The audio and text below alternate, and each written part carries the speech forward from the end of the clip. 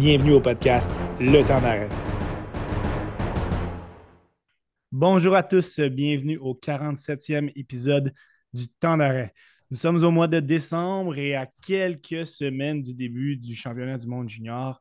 Et je suis très, très heureux de recevoir deux collègues du site Internet Tout sur le hockey et deux membres du TSLH Espoir, Mathieu Paradis, Pascal Lapointe. Les gars, merci d'avoir accepté mon invitation. C'est un plaisir. Ça fait plaisir.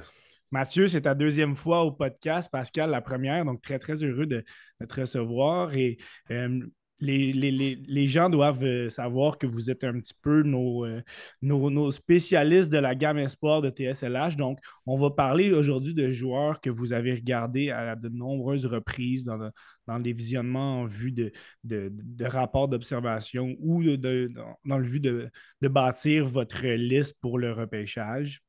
Mhm. Parce que c'est ça, hein, le championnat du monde junior, ce sont des joueurs de 20 ans et moins qui représentent leur pays. Donc, des joueurs qu'on a la chance certains de voir de plus que d'autres et plusieurs joueurs qui jouent en Europe qu'on voit un petit peu moins jouer pour monsieur, madame, tout le monde. Donc, c'est une belle occasion de les voir aller. Rapidement, avant de se lancer dans le vif du sujet, de quelle manière vous abordez ce tournoi cette année, Mathieu, pour commencer? Moi, j'ai vraiment hâte de voir en action tout le talent qu'il y a dans l'équipe canadienne. On aura la chance d'en reparler, mais on s'attendait à ce que Adam Fantilli et Connor Bedard soient de l'alignement. Là, on vient d'ajouter aussi Dylan Gunter, Shane Wright et Brent Clark. Les gros noms, là. C'est des gros noms, c'est des gars qui ont de l'expérience dans la Ligue nationale cette année. C'est des gars qui sont sortis assez haut aussi à leur année repêchage. Donc, j'ai vraiment hâte de voir des gars de talent comme ça, mais aussi les autres délégations comptent des gars de talent comme ça aussi. Pascal, de ton côté, J'avais vraiment hâte aussi de voir la progression de certains jeunes comparativement à l'année passée. Et évidemment, voir Connor Bedard et c'est toujours Shane excitant. Wright. Ouais, voir c'est ça. Bedard puis Shane Wright. Puis Gunza aussi, qui est un gars que j'ai toujours bien aimé au repêchage très dangereux, proche du net. Donc, pour les autres pays, ben, c'est sûr que les États-Unis, c'est toujours un pays que j'aime bien regarder Puissance. aux juniors. Ouais, c'est ça. Puis, tu sais, on entend tout le temps, il y a tout le temps des petites surprises aussi. Là, genre de voir ça va être qui les Dark Horse cette année. Là.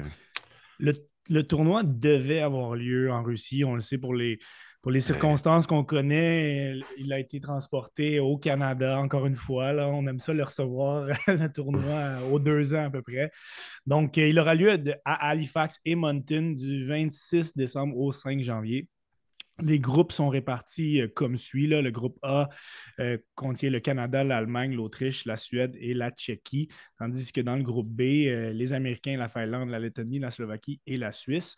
On va se concentrer sur l'équipe canadienne en premier et ensuite, on va faire une espèce de tour d'horizon de chacune des autres équipes pour ce tournoi 2023 du championnat du monde junior. Commençons avec l'équipe canadienne. On est aujourd'hui mardi le 13. On a connu la formation qui allait représenter le Canada hier. Certaines équipes n'ont pas encore finalisé leur alignement, donc on va y aller pour certains de projection, mais pour le Canada, c'est béton. Donc, la formation de Dennis Williams a eu quand même quelques choix déchirants à faire. On en reviendra. Commençons avec la position de gardien de but. Je pense que lorsqu'on a vu les 4 joueurs qui étaient présents au camp de sélection, on pouvait conclure que l'élite canadienne n'était pas à la position de gardien de but. Tout de même, on entreprend le tournoi quand même avec un tandem intéressant. Ils se connaissent bien tous les deux, là, Benjamin Gaudreau et Thomas Milic. Ils ont remporté la médaille d'or au championnat du monde des moins de 18 ans. Donc, Mathieu, pour commencer, tes attentes au niveau de la position de gardien de but et qui, selon toi, aura la pole? Ben, à première vue, j'ai été surpris de voir Tyler Brennan être coupé. Je pense que ça a fait partie justement des décisions déchirantes, comme tu le mentionnais, pour cette année. William Rousseau a bien fait aussi ça à l'heure pendant le camp. Je n'ai pas pu Oui, regarder les effectivement. matchs, il n'était pas diffusé. Mais j'étais bien content de voir le gardien des remparts se démarquer. Mais pour le tandem actuel, je pense que Gaudreau va partir avec une petite longueur d'avance. Comme tu le dis, c'est le tandem qui a mené le Canada à la finale de l'or. Donc, on maintient cette espèce de développement-là à la position des gardiens chez Équipe Canada. Par contre, on le sait, c'est jamais la position de gardien de but, c'est jamais celle qu'on va prioriser au sein du Canada. Il y a tellement une équipe puissante en avant que ça prend un gardien fiable, oui, mais il faut quand même être conscient que ça se peut que le gardien en reçoive 15 à 16 lancés par match, là. Donc, c'est pas non plus. Il ne faut pas capoter s'il n'y a pas de vedette comme un Sébastien Cossa, que, on le rappelle, il a eu de la misère à Il n'a avoir pas le fait le poste numéro travail, un. ouais. C'est sûr. Fait que, tu sais, faut quand même prendre cette position-là avec des pincettes, je pense, au sein de Canada. À l'inverse, certains profitent de cette plateforme-là pour mousser un petit peu leur candidature en vue d'un éventuel poste dans la Ligue nationale. On peut penser à un Devin Levi qu'on ne connaissait pas beaucoup avant. Il a eu un excellent tournoi et depuis, sa carrière va quand même bien. Vous le dites souvent, les gars, vous n'êtes pas des spécialistes de la position de gardien de but. Euh, Pascal, de ton côté, est-ce que ça serait quelque chose qui serait pas un problème, mais une inquiétude de voir un Benjamin Gaudreau arriver dans ce tournoi-là avec des statistiques franchement moyennes depuis le début de la saison. Là, on sait que Sarnia, c'est pas tout à fait une puissance, mais quand même, là, une moyenne de 3,62 et efficacité de 8,68, c'est rien pour être dans les as de la Ligue, là. Ouais, c'est sûr que tu sais, il va toujours avoir un petit point d'interrogation, mais tu sais, il va toujours avoir un petit coussin probablement dans le game. Fait que pas mal moins de pression qu'on pourrait penser comparativement à d'autres éditions, peut-être qui étaient moins offensives. Fait que l'équipe est montée pour les séries. Fait, on est vraiment une équipe qui n'est pas, Ouais. pas juste out dans l'offensive, là, c'est vraiment juste vraiment équilibré.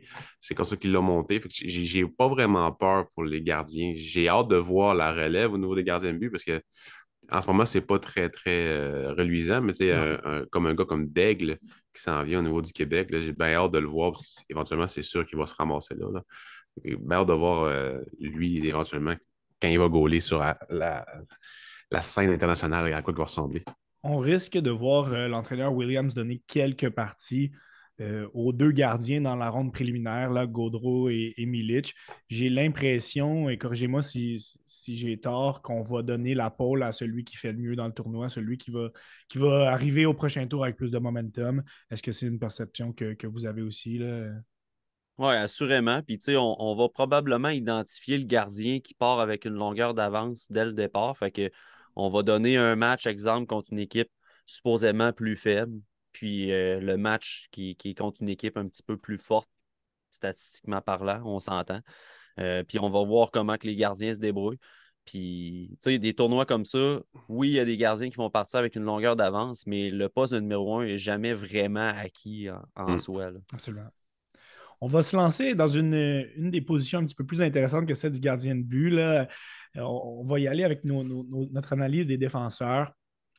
En voyant les noms qui faisaient partie du camp de sélection, on pouvait avoir un certain questionnement sur qui allait être les représentants du côté droit. On sait qu'on peut toujours mettre des gauchers à droite, mais ça prenait quand même des joueurs droitiers de qualité et il y en avait peu, très peu.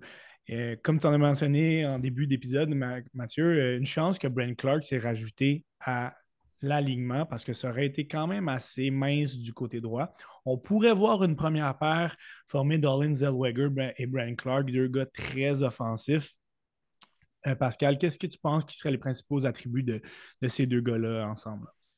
Ouais, c'est la relance, c'est la vitesse, c'est l'offensive. Oui, Zellweger est pas mal meilleur que Clark au niveau de la défensive. Fait que peut-être qu'il s'il joue avec Clark, peut-être que son nombre de points à 5 contre 5 va être moins élevé parce qu'il va falloir qu'il back son coéquipier qui est un petit peu tête folle dans son territoire. Mais C'est un bon point. ça pourrait être quand même une très, très, très bonne paire de défense numéro un pour le Canada. On verra bien. Est-ce que Allen pourrait jouer avec Clark? Ça se pourrait aussi. Je n'ai pas vu les alignements. Je ne me rappelle plus des alignements au niveau des matchs préparatoires, là. Mais comme tu dis, ça va vraiment être intéressant. Puis c'est une défensive qui est vraiment énorme.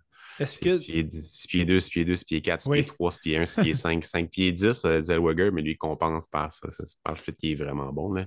Est-ce que tu Que- penses que même si Brent Clark arrive avec une expérience de la Ligue nationale, le poste de général, on peut l'attribuer à Allen Zellweger, qui a quand même eu un tournoi exceptionnel l'année passée. Là, c'est sa deuxième participation. Je dis l'année passée, mais c'était l'été passé. Ouais. Dans 7 parties jouées et 11 points, donc une fiche de plus 14. Donc, il était tout le temps sur la glace lorsque le Canada marquait.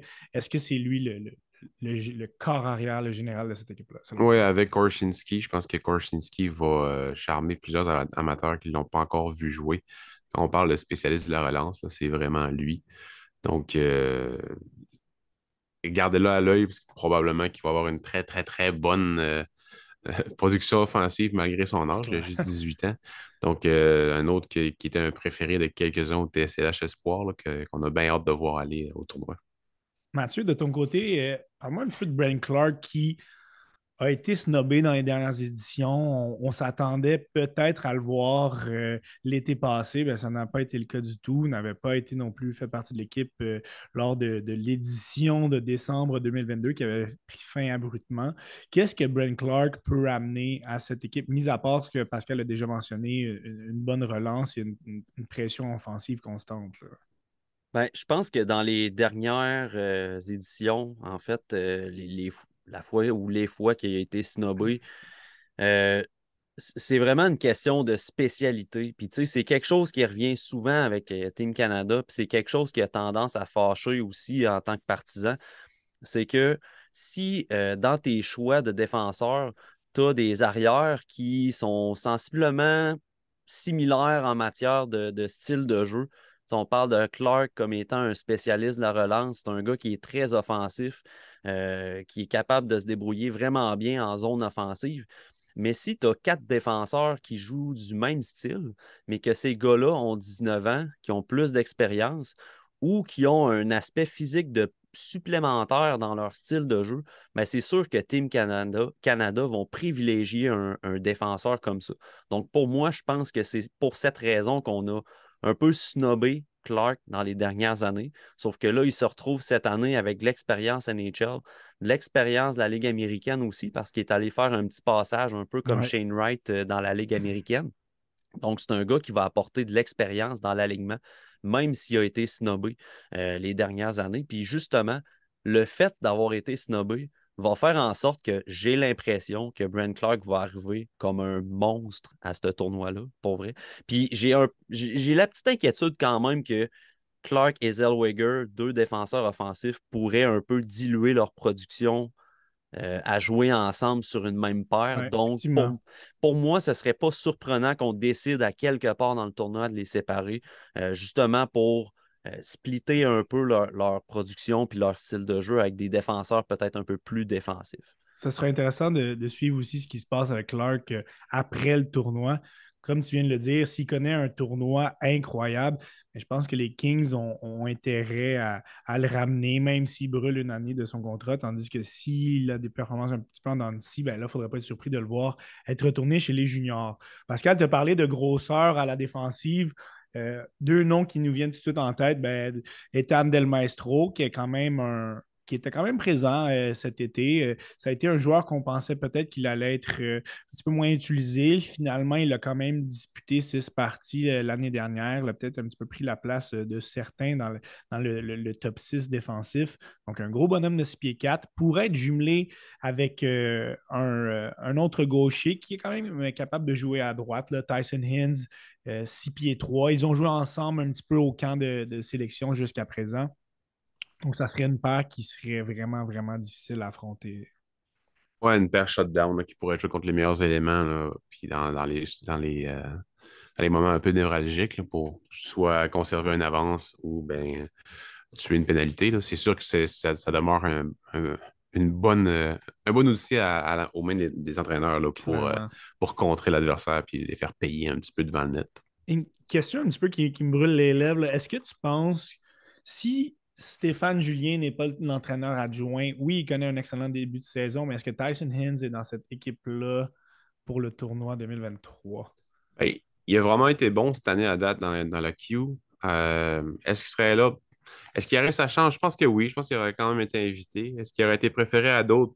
Peut-être pas, mais tu sais, tu peux tellement me mettre dans une catégorie, un rôle particulier que, tu sais, que peu de joueurs qu'on voit dans l'alignement peuvent jouer, que ça ne m'étonne pas. Je pense pas qu'il serait ignoré par un autre, d'autres dirigeants. Mais si tu veux des joueurs de confiance, en qui tu as confiance, fait que c'est sûr qu'il est priorisé. Mais je pense pas qu'il aurait été ignoré quand même. On parle de. J'ajouterais à ce que Pascal il dit, Stéphane Julien en a parlé justement sur les ondes de BPM Sport, qu'il avait comme vanté sa candidature auprès Ouais, de Hockey Canada. Donc, tu sais, oui, ça a joué un facteur, je pense.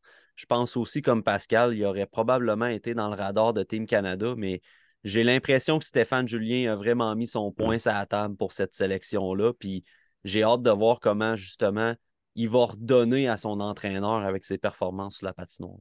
clairement. Évidemment, il a été repêché par les Ducks, un gars de la Q. Évidemment, hein, comme son compatriote Zellweger. Mm. On parle de Inns comme un excellent joueur qui pourra contrer les meilleurs trios adverses. C'est quand même un gars qui peut amener de l'offensive, 28 points en 27 matchs cette année avec Sherbrooke. Donc, c'est quand même un bel attribut supplémentaire. Del Maestro, simplement pour terminer sur lui, l'été passé, on ne l'attendait pas vraiment. Là, c'est quand même un choix de quatrième ronde. Mathieu, qu'est-ce qui t'avait le plus impressionné de lui l'été dernier et dans ce début de saison, là? C'est qu'il amène une dimension différente des défenseurs qu'on a dans la brigade. Tu sais, c'est un gars qui est capable de distribuer des coups d'épaule, de faire le ménage devant le filet. Tu sais, ça t'en prend des défenseurs comme ça, justement, puis qui sont capables d'être mobiles aussi, qui sont capables de suivre le jeu rapide du championnat mondial junior. Mais ça t'en prend des défenseurs comme ça qui ont cette spécialité-là dans ta brigade pour justement avoir l'équipe la plus complète possible. Donc, je m'attendais grandement à ce qu'il soit de retour, là. Pour moi, c'était impossible qu'il ne soit pas de retour. Mm. Une troisième paire potentielle, Pascal, tu en as parlé un petit peu, Kevin Korchinski, c'est le seul de cette brigade qui est âgé de 18 ans. Donc, ça a été un très haut choix au dernier encamp de la LNH, là, septième au total par les Blackhawks de Chicago. Il arrive quand même avec de l'expérience pour son statut. Là. Il a été loin en série dans le WHL l'année passée, mais je pense que c'est un gars qui ne va pas se laisser intimider par les meilleurs joueurs adverses et par la grandeur d'envergure du tournoi, là. Non, tu sais, c'est un gars qui gère très bien la pression sur la glace. Je pense pas en tout qu'il va être intimidé. Puis de toute façon, il a été repêché plus haut que la plupart des gars sur la glace dans tout le Ouais. tournoi. Donc, il n'y a pas il y a pas en tout à être gêné. Puis le talent va se laisser aller sur la glace, selon moi, pour lui, là. Le nouveau Kéké du Canada, Kevin Korchinski. Est-ce que pour toi, c'est un gars qui peut tout faire sur la patinoire? Il est grand, il est mobile et il peut amener de l'offensive. Est-ce que c'est vraiment le genre de défenseur complet que. Ben, il n'y a pas l'aspect robustesse autant développé. Je pense pas qu'il c'est un gars qui est quand même. Il n'est pas frêle, il n'est pas faible, mais c'est vraiment à travailler pour la suite des choses. Mais niveau défensif, il y a des petits problèmes des fois, mais il est tellement évasif. Dans le fond, il largue la pression vraiment bien, il se libère, il contrôle la puck. Il y a une des meilleures paires de mains du dernier repêchage. OK. Fait que les feintes, c'est pas un problème pour lui, mais c'est pas nécessairement un gars qui va faire la feinte une fois que l'opposant est sur lui. C'est vraiment plus comme, pas comparé, mais tu sais, je sais pas si tu l'as vu jouer, mais Kovalev, dans le temps, Oui, il oui. faisait la feinte, ben, il faisait le mouvement d'épaule, le patin vraiment avant que le joueur arrive sur lui. Fait OK. que c'était Belle vraiment comparaison. facile de le tasser, mais c'est la même affaire pour lui, en plus d'être capable de le faire dans sa zone avec des petits tournicotis. Mathieu, je ne vais pas te prendre, je vais pas te peinturer dans le coin. Je ne sais pas si c'est un joueur que tu as vu évoluer un petit peu, mais Jack Matthews, ce n'est pas un gars qu'on a beaucoup entendu parler par le passé. C'est un droitier, donc je pense il va avoir sa place sur une des trois paires pour débuter. 19 ans, choix de quatrième ronde des Prédateurs. Est-ce que tu sais quelque chose de lui en particulier? J'ai pas grand-chose à t'offrir, malheureusement. C'est pas un joueur que j'ai observé beaucoup, mais tu sais, je sais qu'il a un bon gabarit, puis c'est un droitier aussi. Fait que tu sais, j'irai pas plus loin dans mon évaluation, autre que le fait que, ben, on veut avoir des gros bonhommes en défensive. Fait que C'est le cas. c'est un gars qui remplit cette case-là. Je sais pas, Pascal, toi, si t'as observé Mathieu, plus Mathieu. Mathieu. Ouais, c'est ça, il y a l'aspect physique qui est là. Il y a quand même pas un mauvais patin en plus pour OK. sa grandeur. C'est pas un gars que j'ai full scouté non plus, là. C'est un choix de quatrième ronde. C'est Ouais. pas un gars que j'avais noté tant que ça, mais cette année, tu sais, il joue pour les 67 d'Ottawa.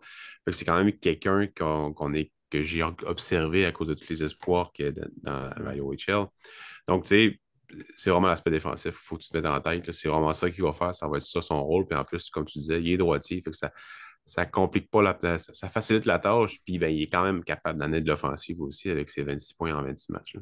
Le septième défenseur, Pascal en a parlé, c'est Nolan Allen. Un gaucher de 19 ans. Ça va être difficile pour lui de se faire une place à gauche. On risque de le voir un petit peu, mais il risque de commencer avec un rôle un petit peu plus moindre. Allons directement à la position d'attaquant. Je pense que Mathieu t'en a parlé en début d'émission que le top 6 est complètement fou cette année. Mhm. On a eu plusieurs belles surprises. Lançons-nous avec un potentiel combinaison. Là. Donc, ce qu'on va vous dire là, c'est rien qui est coulé dans le béton. Ce sont des joueurs qui ont le potentiel et qui ont les attributs de jouer ensemble, mais ça pourrait bien changer. Mais je pense que le top 6 est assez béton là, pour débuter le tournoi. Commençons avec une première ligne potentielle. Je pense qu'on pourrait voir un Brandon Ottman, qui est un ailier gauche de 19 ans, deuxième participation dans le tournoi. Il avait bien fait quand même l'été passé. Il en avait surpris plusieurs, 35 points en 26. On pourrait voir un Shane Wright au centre de cette ligne-là. Je pense que par son statut, c'est assez normal que Shane Wright soit l'un des deux premiers centres de cette équipe-là. Et puis, cette ligne pourrait être complétée de Dylan Gunter, qui, lui, de son côté, est un ailier droit, 19 ans, passé du temps avec les Coyotes de l'Arizona depuis le début de la saison. Mathieu, qu'est-ce qu'une ligne comme ça pourrait apporter selon toi? De la dynamite. Oui, Mhm. totalement. Hein. C'est la même unité, en fait, qu'il y avait au championnat U18. Le tournoi, en fait, que Shane Wright a été très, très, très dominant. Ouais, Un tournoi qu'à son année repêchage, on a eu tendance à oublier là, parce que Wright ne produisait pas dans sa saison en OHL, mais on oubliait son tournoi U18 qui avait été solide, exceptionnel. Ouais. Ouais, vraiment. solide. Ouais. Et c'était cette unité-là. Donc, tu sais, Hotman, c'est un gars qui est capable de se salir les mains, ça la glace. C'est un gars qui a un bon tir aussi. Gunther, comme Pascal le disait tout à l'heure, excellent joueur devant le filet, capable de marquer des buts proches et de loin avec son tir en plus. Très bon tir. Ouais. Puis Shane Wright, qui est un joueur hyper intelligent, qui possède aussi un tir qui est, à mes yeux, élite. Donc, ça va être vraiment intéressant à suivre comme premier trio, là. Est-ce J'espère que. avoir un Wright affamé. Ouais. Ouais. Faut qu'il soit affamé, comme contre le Canadien en première période, là. Dernièrement, j'espère le voir vraiment affamé à ce tournoi-là. Je pense qu'il rentre avec une certaine confiance. Ça s'est bien passé dans les derniers jours qui ont suivi son prêt à Équipe Canada. Pascal, est-ce que tu penses que Hotman va être capable de suivre la cadence? Je pense que c'est le joueur que certains connaissent probablement moins dans cette unité-là. Depuis le U18, ben, Gunter et Wright ont pris vraiment un envol assez très dynamique et notable. Est-ce que Hotman va être capable de suivre la cadence? Moi, je pense que oui, parce que c'est pas un joueur qui va se compliquer nécessairement la vie. C'est un gars dans la ligne droite qui va tirer au filet, qui va appliquer des bonnes mises en échec. Donc, tu sais, jouer avec des gars vraiment intelligents comme ça, qui sont capables de s'adapter à n'importe quel style de jeu, ça pourrait le mettre en valeur. Puis au pire, mais tu as d'autres joueurs qui sont capables de prendre son rôle s'il n'y arrive pas. Tu as Schaefer qui est vraiment gros, qui peut faire de la place pour Wright et Gunther. Tu as Stapchuk aussi, Absolument. que j'aime pas particulièrement, mais qui a quand même Ouais. l'expérience et capable d'être plus papier sablé aussi. Donc, c'est pas un problème à le mettre là. Fait que je pense qu'il y a quand même beaucoup d'options pour des duos et des trios aussi. Et même s'il n'a pas eu de temps dans la Ligue nationale, il arrive avec cette expérience-là. Il a gagné la médaille d'or Ouais. l'été passé. Comme mentionné un petit peu plus tôt, il y avait eu un bon tournoi. Donc, je pense que c'est une unité qui se complète très, très bien. Hmm. La deuxième ligne potentielle, et ça pourrait être une des plus explosives de tout le tournoi, Adam Fantilli, Logan Stankoven au centre et Connor Bedard. Je pense qu'on va voir Stankoven au centre parce que Bédard a cette habilité naturelle de pouvoir jouer à l'aile. On l'a vu dans le tournoi l'année passée. Là, il avait excellé à la ligne droite. Je ne veux même pas trop décrire cette ligne-là. Je vais juste dire wow. Mathieu, qu'est-ce que tu penses que cette ligne-là va avoir comme impact? Là? C'est le premier trio, c'était de la dynamite, ça va être nucléaire, pas Ouais, pire. complètement. Là. Mais pour vrai, je serais pas surpris qu'on promène Bédard, par exemple, entre le OK. centre puis l'aile.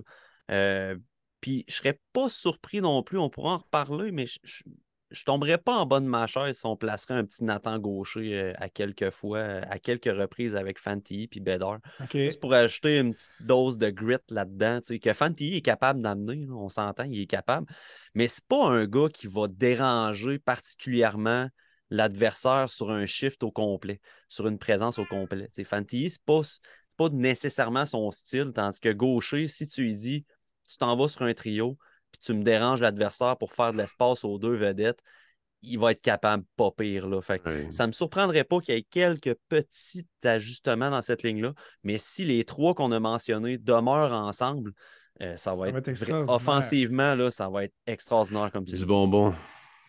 Vous en avez parlé dans votre dernière projection, en fait, votre dernière liste de quarts de saison là, pour le prochain repêchage de la LNH, Fantilli Bédard. Il ne faut pas oublier que Logan Stankoven a passé très près de faire l'alignement partant des Stars de Dallas cette année. Si ce n'était pas de la bonne prestance d'un Tidy Alejandra et d'un Logan Stankoven, pardon, Wyatt Johnston, peut-être que Stankoven est dans cette équipe-là. Et l'année passée au tournoi, pour lui aussi, c'est une deuxième participation.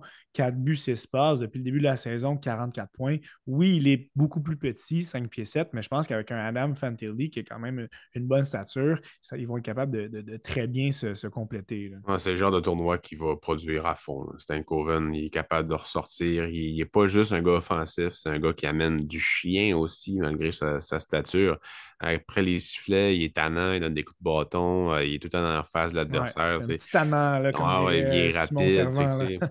Ouais, c'est un petit tannant, c'est ça. C'est un petit maudit. J'ai vraiment l'impression que le monde va l'aimer. Là. Tu sais, à chaque fois qu'on va jouer ce gars-là, c'est tout un bon joueur. Fait que, Puis, faut pas oublier une chose, les boys, ce gars-là aurait pu se ramasser à Montréal. ouais.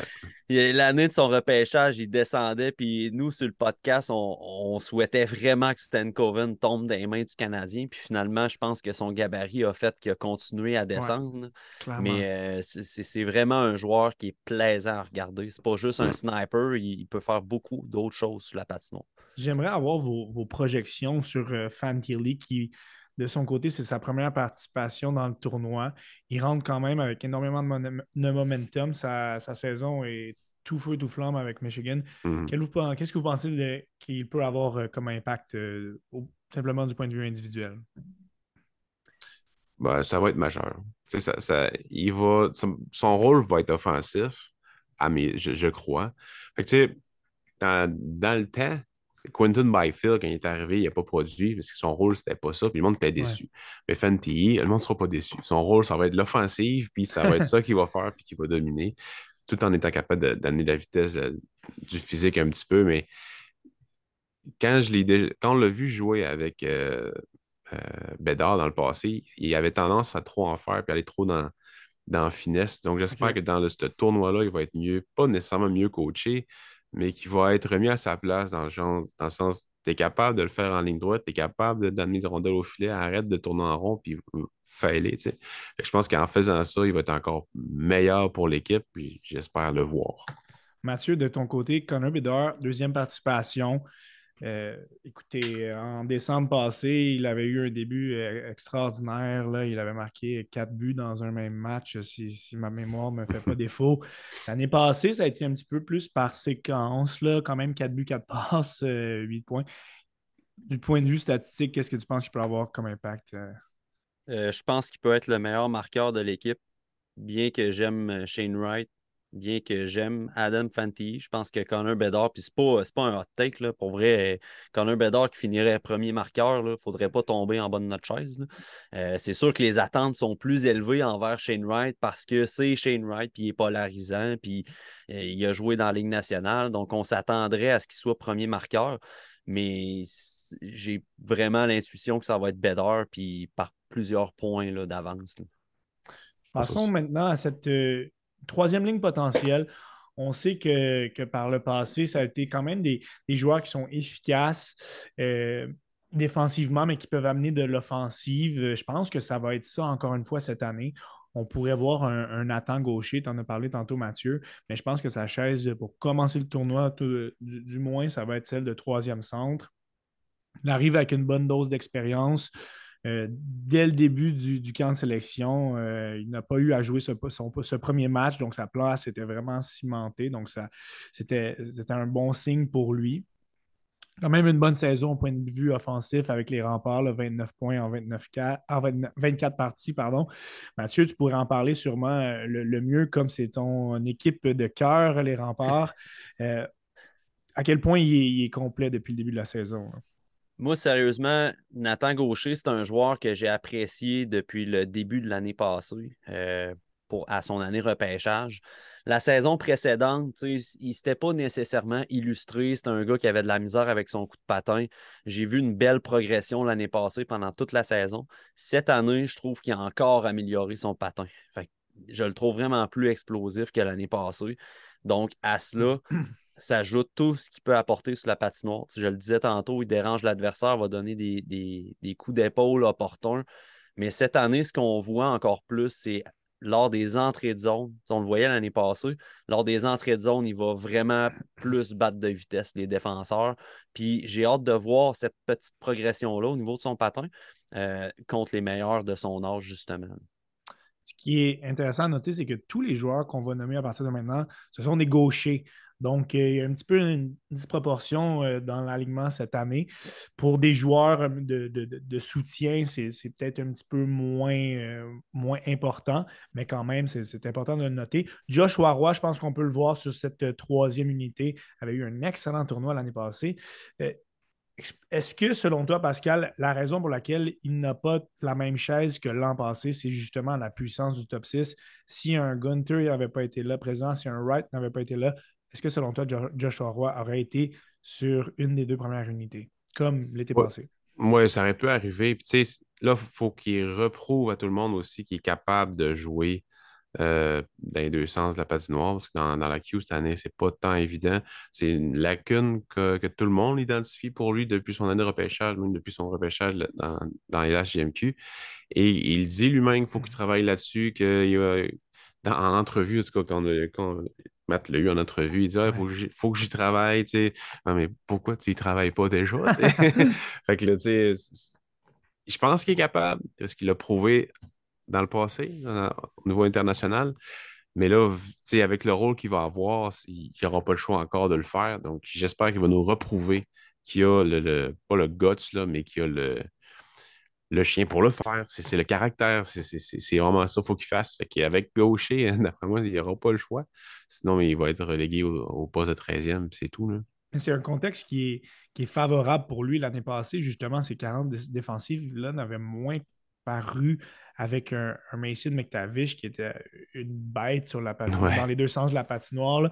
Donc, je pense que, évidemment, je ne vais pas comparer Nathan Gaucher à McTavish, mais c'est peut-être le même genre de gars qui peut être sécurisant pour son jeu défensif. On Mm. pourrait voir pour compléter ce trio-là, ben là, je pense que les joueurs sont assez interchangeables. Là, on va y aller en rafale. Tu as parlé tout à l'heure de Pascal de Zach Ostapchuk. Peut-être qu'il va avoir cet avantage-là sur cette troisième unité-là. De mon côté, je ne l'avais pas particulièrement apprécié dans le tournoi l'année passée. Je Moi ne non l'ai plus, mais pas vu jouer Hockey cette Canada année. semble l'aimer. Ouais, mais est-ce que ça a été. Ça ne doit pas être une surprise, Mathieu, mais reste qu'est-ce que ce gars-là peut amener? Oui, il a quand même une bonne stature, là, 6 pieds 3, 205, mais on dirait qu'il y aurait eu d'autres candidats qui peuvent faire les petites choses mieux que lui. Là.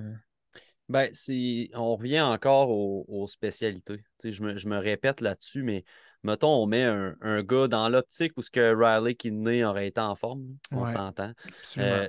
Des joueurs de talent, c'est pas ce qui manque avec Hockey Canada. Mais des joueurs de gabarit, des gars qui ont des shots puis qui sont capables d'aller dans un coin brasser à canis aux joueurs, ben, ça en prend aussi. Mm. Puis moi, c'est ça que j'ai hâte de voir dans ce trio-là, si ça reste intact. Là. Roy, comment il va se débrouiller avec deux joueurs qui sont plus des. Qui s'identifient plus à une checking line, à un troisième trio d'échecs avant puis de protection de zone défensive. j'ai hâte de voir comment Roy va s'acclimater à ce type de ligne-là parce que c'est vraiment un style différent des deux autres, ce trio-là. Fait que j'ai hâte de voir comment il va se débrouiller. Une quatrième ligne potentielle, ben là, on a parlé de gros bonhomme, mais ça continue. Colton Dak, 6 pieds 4.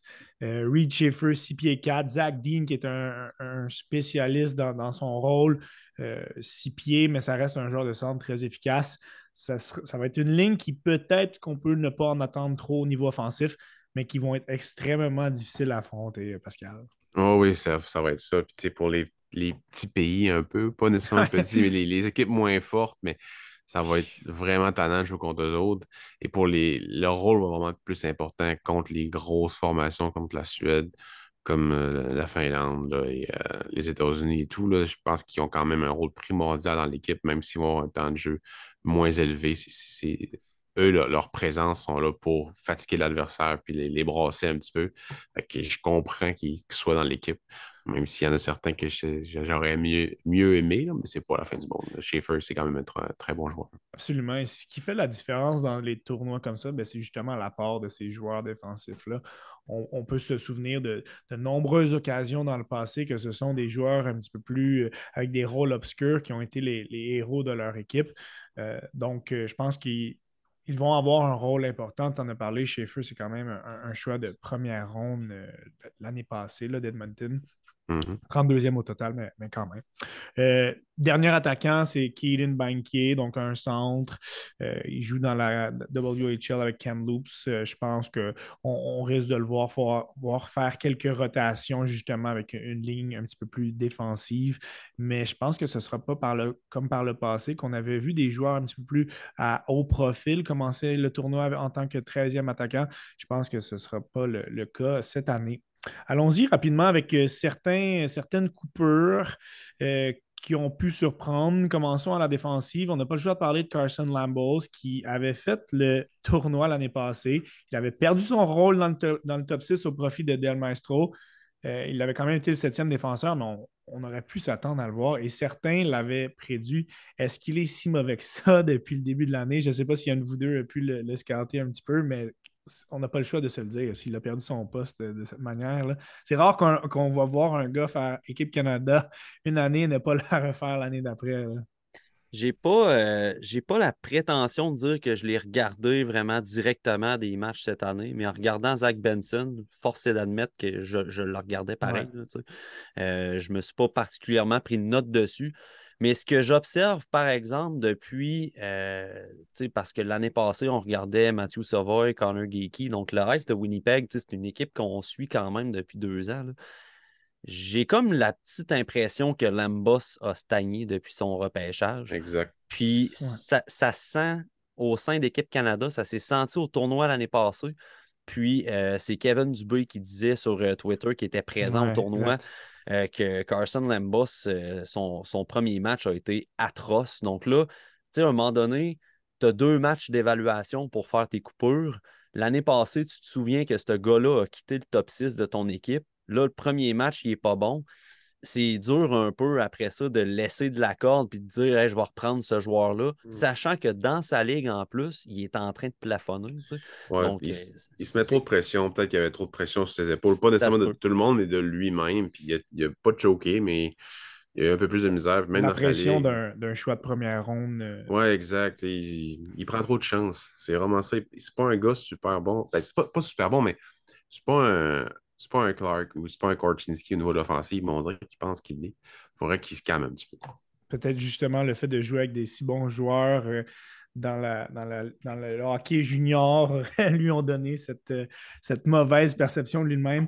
Owen Beck et Jordan Dumais, je pense qu'ils ont eu des bons camps tous les deux, surtout dans le cas du Dumais. Je pense qu'on va les revoir l'année prochaine sans aucun doute. Oh, oh. J'aimerais que vous me parliez juste un petit peu plus rapidement de Zach Bolduc, qui c'était sa dernière chance de faire l'équipe, choix de première ronde en 2021.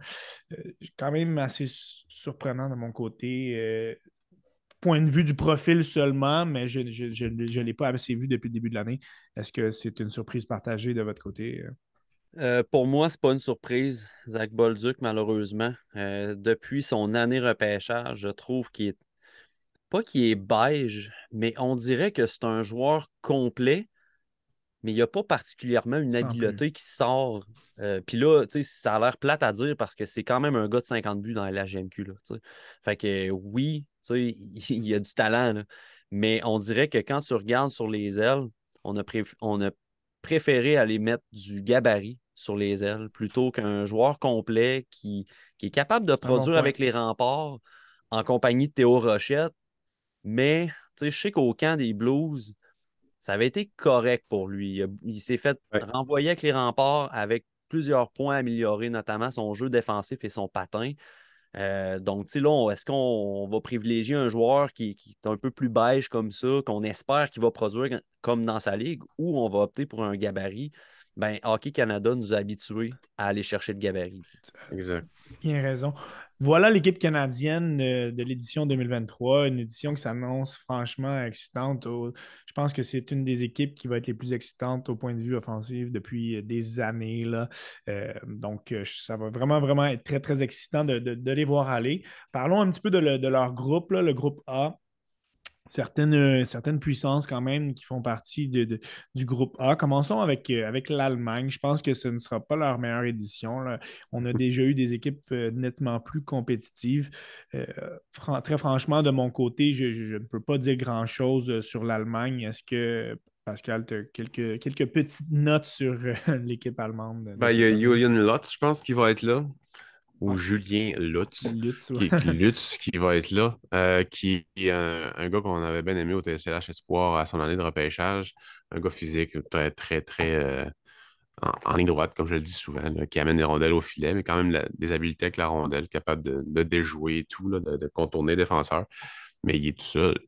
Ça risque d'être difficile pour l'Allemagne. Il est tout seul, sérieusement, tu sais, j'ai beau regarder l'alignement, tu sais, personnellement, il n'y a pas grand gars qui me font vibrer là, dans, dans cet alignement-là. C'est vraiment une année de transition probablement, là, mais Pour les Allemands, ça ça va être semble une être longue ça, là, transition. justement, certaines vagues, là, des up and down. Là, on est clairement dans un down. Pascal, pardon, Mathieu, du côté de l'Autriche, on a des joueurs à haut profil. On peut penser à un Marco Casper, qui a quand même été un choix de première ronde cette année en 2022, huitième au total des Red Wings.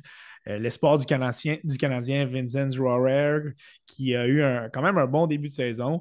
Mais par après, c'est sûr que là, il y a une bonne drop par la suite, là. Donc, c'est vraiment pas une équipe qui est égale au niveau du talent, là. Mais Étienne, je suis allé voir, avant de commencer le podcast, je suis allé voir les alignements un peu pour me faire une tête sur ces équipes-là, un peu Ouais. plus obscures, si on veut. Puis je vais être malheureusement dans l'obligation de te reprendre parce que j'ai appris quelque chose avant ton podcast. Vas-y Marco donc. Casper ne sera pas au tournoi. Non, OK. Décevant. J'ai Je- texté Pascal, j'ai pas pensé, là, mais Casper ne sera pas au tournoi parce que on a préféré le laisser avec son équipe, considérant En qu'il est pas Suède, mal dans OK. le top 3 de la formation à Ouais. Rögle. Donc, OK. ouais, il ne sera pas au tournoi. C'est une énorme perte. Pour Mais vrai, ça, pour la formation d'Autriche, c'est désastreux. Absolument. C'est désastreux, mais il faut le tourner au positif parce que Vincent Rohrer, l'espoir des Canadiens, va avoir beaucoup plus de tâches. ouais. Il va avoir toute la place pour se montrer, dans le fond, sur la scène internationale. Ça va être intéressant à suivre. Je souligne aussi le défenseur David Reinbacher, Oh que oui. lui, OK. ce défenseur-là, pour ceux qui écoutent et qui aiment les espoirs en général, c'est un défenseur qui est placé dans la liste à Craig Button puis à Corey Pronman très haut, OK. dans le top 10. Puis moi, Wow. personnellement, je ne l'ai pas encore regardé dans les espoirs cette année. OK. C'est un gars au TSLH Espoir qu'on n'a tout pas dans notre top 32 pour l'instant. J'imagine Euh, qu'il va être sur votre liste de scouting Ah, très moi, rapidement, là. j'ai déjà regardé. Il est vraiment. Il est entre 32 et 40, je me souviens bien. Je ne me rappelle plus nécessairement du rang, là, mais je l'ai juste vu 4 fois. Fait que OK. c'est pas beaucoup, là, mais oui, il y a vraiment des habiletés, là. C'est vraiment un bon défenseur. Donc, excellent, un nom à retenir Oui. au niveau de l'Autriche.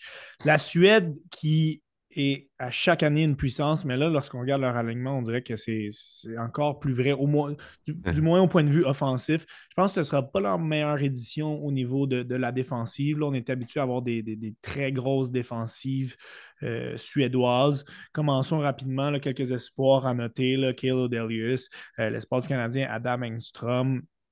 Là, les listes n'étaient pas finales encore. Est-ce qu'on va avoir un Axel Sandin Pelinka Pas mal qui a sûr que oui. été. Ouais, donc, qu'est-ce qu'on peut entrevoir de cette défense suédoise?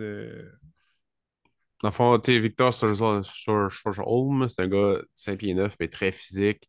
Peterson, moi, je suis vraiment pas un fan. C'est un gars qui se bat Ouais. avec la rondelle, qui patine quand même bien, mais qui, à chaque fois que je le regarde, il est comme, c'est qui ça fait? Ah, c'est lui.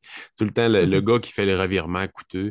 Noren, c'est un gars beige, puis il est tout petit. Fait que, tu sais, c'est vraiment pas un gars que j'apprécie. Jansson, Est-ce pas que la tu même penses affaire, là. qu'Angstrom va avoir un gros rôle dans cette défensive-là? Ben, j'espère, parce qu'en plus, il a été super bon cette année dans SHL aussi. Il en manque un là-dedans que j'aurais vraiment aimé, Scar Asplund, mais bon, il est dans Allsvenskan, puis le meilleur défenseur des moins de 22 ans, je pense, en ce moment. Il y a quasiment un point par match dans Allsvenskan en 25 matchs. Fait que j'aurais vraiment aimé ça le voir là. Il avait été dans le camp de présélection, dans le fond, cet été, mais probablement qu'avec sa saison qu'il a, son Ouais. équipe veut le garder. Je pense en plus qu'il y a eu quelques matchs dans SHL. Donc, dommage, mais on le verra quand il va être repêché éventuellement. Il est non repêché, mais je suis sûr que cette année, il va se faire repêcher. J'en rajouterais un Intéressant. peu à ta question, Étienne, sur Engstrom. Moi, je pense personnellement, puis là, il va falloir, tu sais, les partisans des Canadiens, il va falloir contextualiser, puis C'est clair. ne pas trop embarquer sur le hype train. Mais C'est je pas, pense. c'est pas le genre des partisans du Canadien du tout, Non, ça, voyons. mais je pense vraiment qu'Adam Engstrom va être le défenseur numéro un de l'équipe, puis ça va être le corps OK. arrière de l'équipe. Ouais, il est La bon. façon qu'il joue cette année là, dans la SHL, puis au niveau inférieur, dans J20, il est trop fort là, pour cette ligue-là. En tout cas, dans les matchs que j'ai vus, là, au niveau du patin, il appartient plus à la Ligue junior. Là. Il est vraiment SHL. Mm. Je pense qu'il a le potentiel d'être le numéro un pour l'équipe de la Suède cette année. Ouais. Du côté de l'attaque, je pense que c'est un superbe équilibre quand on regarde leur alignement entre les 3 années de représentation. C'est celle de 2021 avec le capitaine Victor Stjernborg, Fabian Lissel, Isaac Rosen du repêchage 2021 qui ont eu tous deux beaucoup de succès en AHL depuis le début de la saison. Du repêchage de 2022, ben là, on a les Kerimaki, Oslund, Ogren, Beichted. Repêchage 2023, Léo Carlson, que vous adorez avec raison. Donc, je trouve ça vraiment intéressant, cette attaque suédoise. Beau mix d'un petit peu tous les âges. Là. Oui, Mathieu, pour effectivement. commencer. J'ai hâte de voir, par contre, le fameux trio de Joe Gardens à ce tournoi-là, qui est Noah Oslund, Liam Ogren et Lekerimaki. Lekerimaki, c'est pas facile cette Ça a année. été difficile, ouais. C'est vraiment difficile. Là. L'année passée, avant le tournoi des championnats du monde junior, il a combattu une mononucléose. Ouais. Sa participation au tournoi avait été là, limite, il est pas assez proche de ne pas participer au tournoi. Pendant les combines pour le repêchage, il se disait qu'il l'avait encore, là, donc il a pris beaucoup de retard en début de saison aussi par rapport à ça. Il s'est fait frapper aussi, il a été blessé pendant un bout, c'était possiblement une commotion. Euh, les, L'incident est survenu il n'y a pas si longtemps. Là. Fait que, même sa présence actuellement est incertaine, mais il y a des journalistes en Suède qui Ouais. disent qu'il va être là. Mais C'est ce que j'ai cru comprendre c'est aussi. ça. Mais reste que le volume de match est quand même bas. Un volume de match à 100%, là, vraiment en étant en santé. L'Ekirimaki, c'est bas. Puis les matchs qu'il a joués, c'était difficile. Fait que j'ai hâte de voir s'il va utiliser le tournoi pour revenir à ses bonnes vieilles habitudes de joueur talentueux qui est. Intéressant. Allons-y avec cette équipe de la Tchéquie, qui est une équipe quand même assez jeune. On a des joueurs à très haut profil qui sont soit du repêchage 2022 ou du prochain repêchage en 2023. David Jiricek, qui connaît des très, très bons moments dans la AHL et qui a été repêché par Columbus en 2022. Jiri Kulich, on s'en mord un petit peu les doigts quand on y pense qu'il aurait pu être avec le Canadien, mais ce gars-là domine en AHL aussi. Édouard Chalet, que vous avez bien analysé, cet espoir de 2023.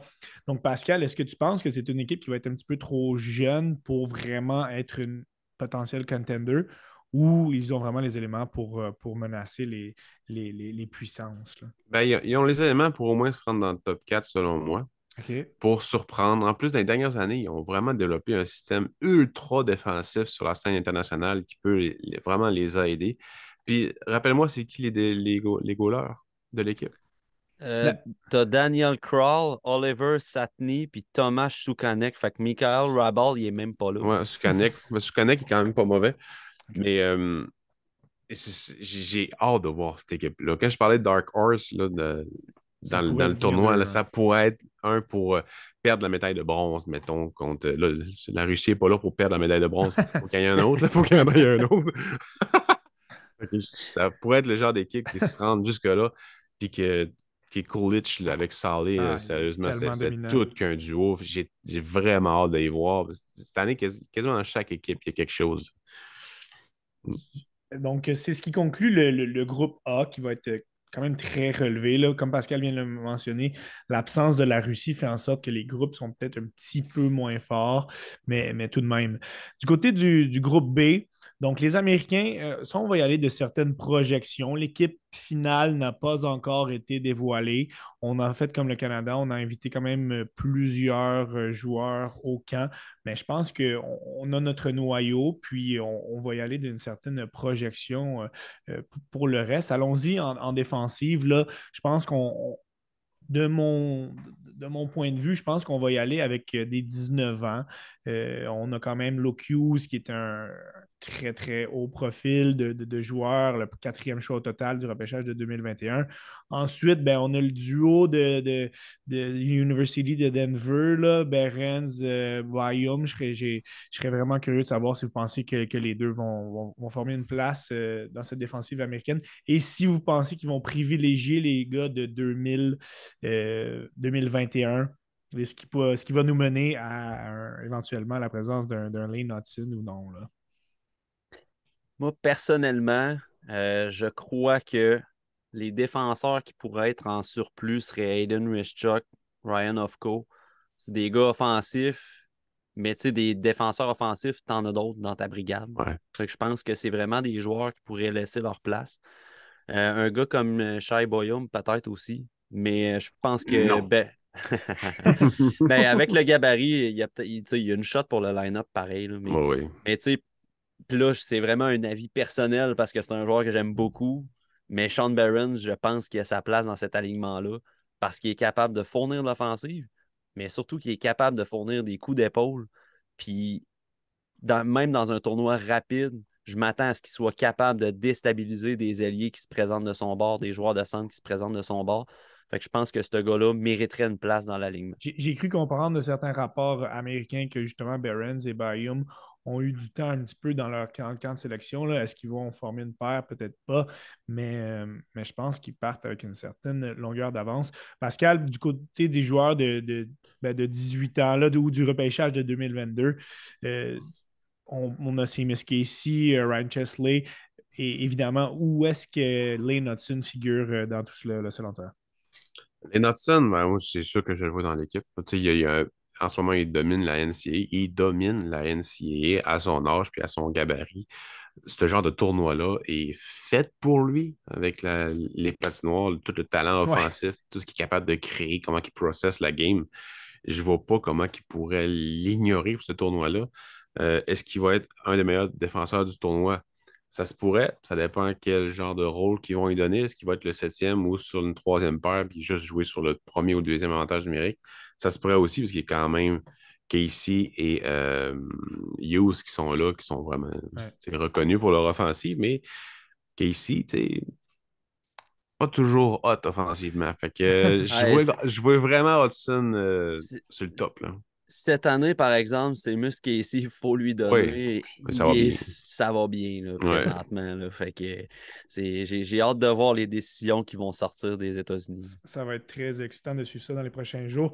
Du côté de l'attaque, je pense que c'est vraiment intéressant d'analyser l'attaque américaine parce qu'on a une force de frappe incroyable, mais ça vient de nos joueurs de 18 ans qui ont été repêchés en 2022. Quelques joueurs quand même qui amènent de l'expérience à cette équipe-là, qui ont été repêchés en 2021 et qui ont 19 ans. Là, Tyler Boucher, Chaz Lucius, là, 2 choix de première ronde en 2021. Sinon, c'est une énorme force de frappe des gars de 2022, Logan Cooley, Cutter Gauthier, Jimmy Snuggerud, Rutger McGroarty. Ce sont tous des joueurs qui ont des très bonnes saisons respectivement dans leur college. Est-ce que vous pensez que ces gars-là de 18 ans vont être capables Oui, ils vont prendre leur équipe en charge, mais est-ce qu'ils vont être capables de compétitionner justement avec les meilleurs joueurs de 19 ans des autres équipes? Oui, si tu leur mets des joueurs un peu plus physiques ou bien Ouais, énergiques comme solide, ouais. Duke, qui Ouais, pourrait Dylan Duke, ouais. vraiment avoir un bon rôle dans cette équipe-là, dans le top 6, dans le top 9, pour amener une énergie, amener pas du moral, mais tu sais, juste d'énergie. C'est vraiment ça que je veux dire. Fait que j'ai hâte de voir son rôle dans l'équipe. Puis, tu sais, il y a Cam Lund qui va être là aussi, Cam Lund, ouais. c'est un gars, je sais pas s'il va se faire sélectionner pour l'équipe parce que c'est un gars offensif avec un très bon gabarit, mais à part l'offensive, il n'y a rien vraiment d'autre, là. Mais il y a tellement des joueurs offensifs dans l'équipe que je le vois pas se faire prendre. Peut-être, là, mais ça m'étonnerait pas mal, là, mais Snuggerud, Cooley, McGroarty, j'ai hâte de voir ça sur la glace. On a parlé tantôt des 67 d'Ottawa. Est-ce que vous trouvez que Tyler Boucher, qui est quand même un 10e choix au total, est un peu décevant depuis son repêchage, là? Il n'aurait pas dû être repêché 10e overall. Ouais. Puis le gars qui l'a repêché là, il a été sacré dehors. Fait que ça en dit tout. Ça en dit long. Voilà. C'est pas un mauvais joueur, c'est juste qu'il n'y a pas d'affaire à être repêché 10e. Il y a cette pression inutile-là C'est de ça. choix de première ronde lui a nuit l'année passée. Là, ça s'améliore un petit peu, mais c'est pas du jeu de joueur de première ronde pareil. Hmm. Exact. Ça va être excitant de suivre justement la progression de ce groupe de joueurs qui faisaient partie du programme de développement américain de l'année dernière. Donc, et parlons-en justement de ce programme. On note quand même deux membres de renom, là, Will Smith et Ryan Leonard. Leonard ne fait que monter sur les listes, là, puis chapeau à vous deux pour votre très, très bonne analyse de ces deux espoirs-là. On a Charlie Strammel aussi, pour qui c'est plus difficile depuis le début de l'année. Je pense que ça va être difficile de se faire une place. Est-ce que vous voyez tous les deux avoir une place au sein de l'attaque américaine, Mathieu, pour commencer? Ça me fait mal au cœur de dire que je pense que Charlie Strammel ne sera pas de retour. Là. Il y a eu quelques présences au tournoi l'été passé, puis il a pas amené un impact Rien cassé. significatif pour dire qu'il reviendrait dans l'équipe cette année. Puis je trouverais ça dommage. J'y souhaite qu'il soit repris, mais je m'attends à ce qu'il soit coupé. Euh, il y a Gavin Brindley aussi qui est présent pour cette année, pour le repêchage Ouais, de c'est cette vrai. année, mais que lui, je ne vois pas non plus percer l'alignement. Ils l'ont Même amené si pour l'expérience, Ouais, c'est je ça. Même crois, là. si, même s'il joue dans NCAA cette année, c'est pas un gage de réussite au championnat mondial junior. Je pense que son style trop en périphérie va nuire dans un tournoi comme ça. Je pense pas qu'il passe la coupure. Dans les joueurs qu'on a mentionnés, j'aimerais ça voir Will Smith dans l'alignement. Hmm. Honnêtement, Mais j'aimerais vraiment ça. Euh, J'ai puis Ryan, l'impression qu'on va lui donner la place. Peut-être comme on a ben, parlé tantôt d'un 13e attaquant puis qui va monter dans le tournoi, mais j'ai l'impression. il a joué avec plusieurs joueurs de cette liste-là, fait que c'est sûr que ça joue avec lui. Puis, tu sais, un gars comme Ryan Leonard, ben, on en a parlé tantôt, Les rôles. ça prend Ouais. des rôles. Mais, tu sais, quand je vois un gars comme Red Savage qui est là, tu sais, je vois un gars comme Dylan Duke, comme Pascal a mentionné tantôt, j'ai un peu de misère à pencher vers la candidature de Ryan Leonard, même si c'est un gars qui peut amener autant de l'offensive que du physique.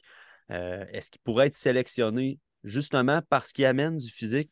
Comme possible aussi. 13e, personnellement, comme 13e, je le mettrais C'est là, ça. sans problème. Possible Intéressant. aussi. Mais si tu me donnes le choix entre un 13e attaquant en Will Smith ou en Ryan Leonard, ben Ouais, c'est Smith. assez évident que Ouais, je penche pour Smith. ça va être Smith. Mm. Allons-y avec la Finlande qui ont été les finalistes au dernier tournoi. On comptait quand même énormément de joueurs de 19 ans de qualité. Nombre de ces joueurs ne sont pas de retour là, de l'édition de l'été 2022. Quand même quelques joueurs notables. Là. Joachim Kemmel qui a été un choix de première ronde en 2022. Euh, qui retient votre attention dans cette équipe finlandaise là? Et on va y aller de prédiction un petit peu plus tard, mais est-ce qu'on est capable quand même d'avoir un impact, là, Pascal, pour commencer? J'ai vraiment hâte de voir un certain Brad Lambert Ouais. jouer dans ce tournoi-là. Sérieusement, quand j'ai vu tantôt qu'il allait être là, j'étais Ouais. comme oh yes! Tu sais, Il a toujours été bon là, dans le tournoi. exactement, il est tout le temps bon dans ce tournoi-là. Puis là, tu sais, il va être contre des gars qui ont été repêchés plus haut que lui. Il faut que ça le fouette. Il a quand même Ouais, un c'est bon vrai. début de saison. Tu sais, ça pourrait être meilleur, mais crème, il a tellement droppé au repêchage que tout ce qu'on. Tu sais, en ce moment, son début de saison, c'est merveilleux pour lui, là. Ouais. Fait que, non, j'espère que ça va le propulser pour le restant de la saison. C'est vraiment le gars que je vais regarder le plus dans le tournoi. On a l'impression que Casper. ça fait 5-6 ans là, qu'il est dans l'équipe tellement qu'il a de l'expérience. Là. Avec ça, Camel, tu sais, il est bien bon, mais tu sais, moi, je m'attends pas à beaucoup de ce gars-là, personnellement, de plus que ce qu'on connaît déjà, là. Donc, au niveau des goalers, c'est qui déjà qui est invité? Parce que j'ai pas le roster dans ma face. Je J'ai- crois qu'il va y avoir Niklas Coco, OK. je crois. Mais pour le reste, effectivement, la Finlande n'a pas présenté encore d'alignement pour les camps ou pour Ouais, le c'est ça, c'est tournoi, très là. Donc, nébuleux. Là. c'est ça. J'espère C'est qu'il va avoir le goaler dans l'année prochaine. Hmm. Émile Vigny, ouais, ce serait le Ah, Ouais, fun. Vini, ouais, ouais. ça serait le fun.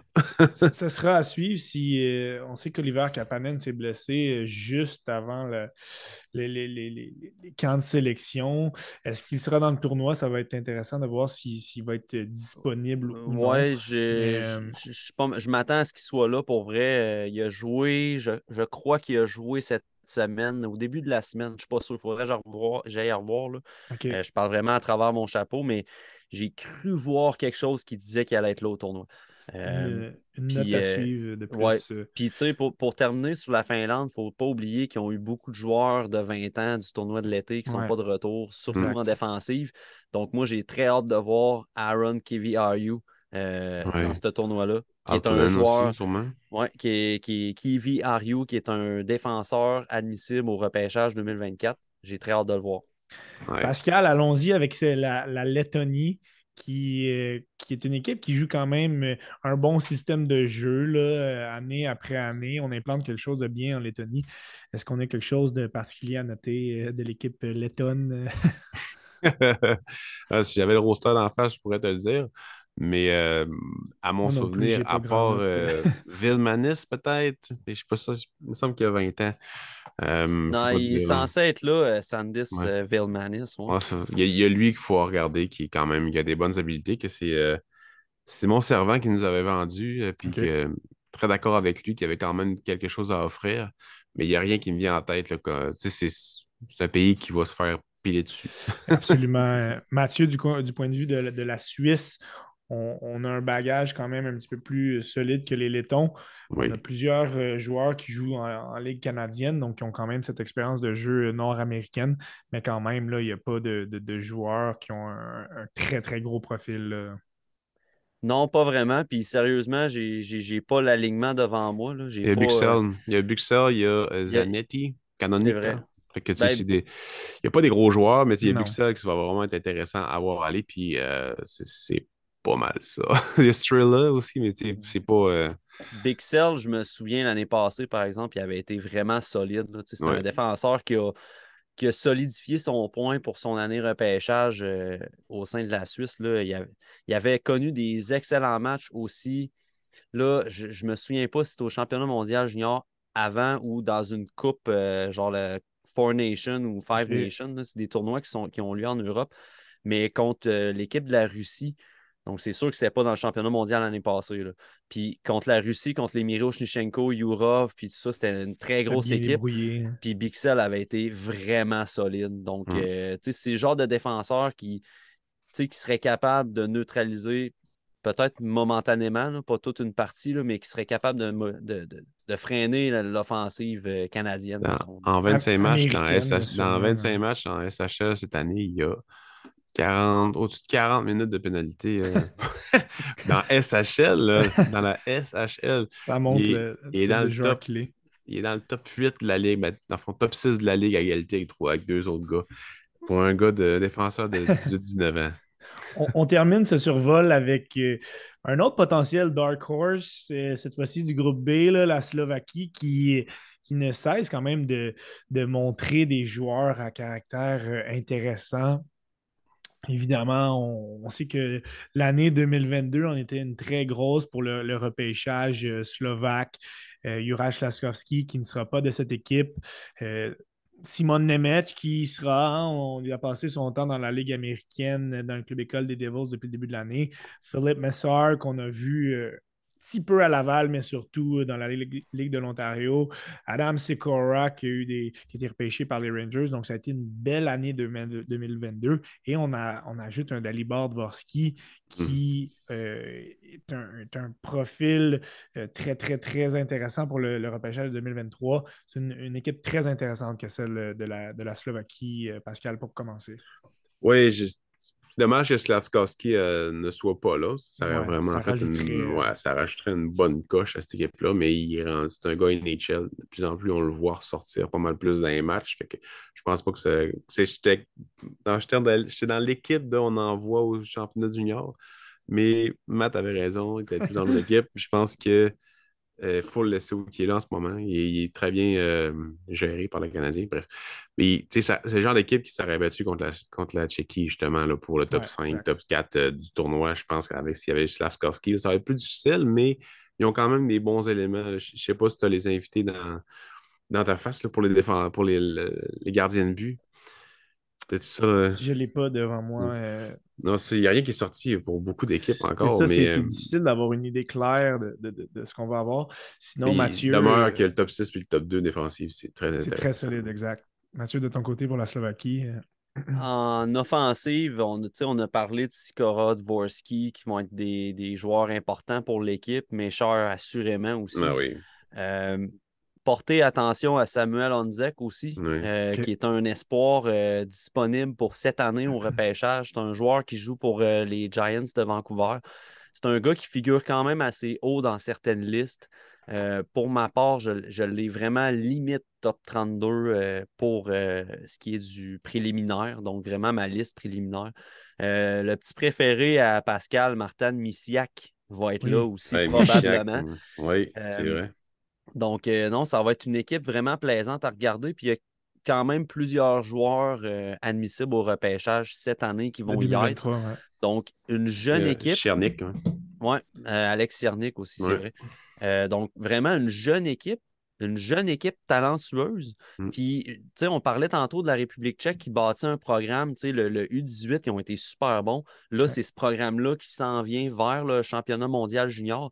Ben, la Slovaquie, c'est la même chose. C'est leur noyau du U18 qui a été super bon, qui augmente, ben, super bon, pas cette année, en tout cas au Linka, là, ça a été un Il n'y petit avait peu rien. décevant. Ouais, Et c'est ça. C'est Il ça. manquait. Ils n'ont Molnar. envoyé personne. C'est ça. Mais tu sais, là, les deux noyaux, tu sais, avec Molnar puis les Il n'est pas joueurs que là. j'ai mentionnés avant, viennent se jumeler avec Méchard, puis le plus vieux noyau, si on veut. Puis Ouais. effectivement, comme Pascal il dit, Andrei Molnar qui ne sera pas là à cause d'un incident en Slovaquie, là. Mm. Ouais, Ça, ça a ça, été quand même assez intéressant à suivre et dommage pour cette équipe-là parce qu'on avait ouais. quand même une belle fenêtre d'opportunité. Mais bon, voilà qui fait un bon résumé de toutes les équipes présentes. Là. Ceux qu'on a décortiqués un petit peu plus en détail pourraient être celles qui feront le plus long bout de chemin dans ce tournoi. Je serais curieux justement d'avoir disons, vos prédictions des deux équipes qui risquent de se rendre le plus loin dans ce tournoi-là.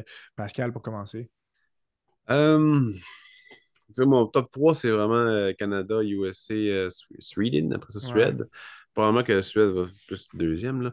Mais c'est vraiment ces trois équipes-là là, que je vois sur le podium. Je pense pas que la Finlande va avoir les munitions, mais la Finlande, Ils peuvent nous internationale, là, surprendre tout le temps. Hein. tout le temps à Ouais, cause de leur style qui est complètement exact. différent. Parce que le style de la Liga n'est pas dans le Team Finland, une chance.